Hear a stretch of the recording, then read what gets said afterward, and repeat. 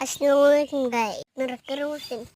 দীর্ঘদিন পরে ঢাকার উদ্দেশ্যে রওনা দিয়েছিলাম। তার পথে দেশে তো উপর দিয়ে আসার ভিডিও ট্রেন লাইনের ভিডিও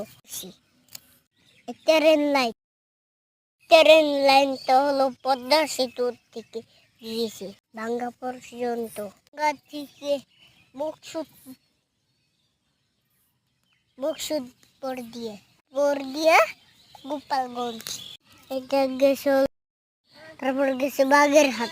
আসসালামু আলাইকুম, আপনারা আমার চ্যানেলটা সাবস্ক্রাইব করেন, নতুন নতুন ভিডিও দেখতে পারি।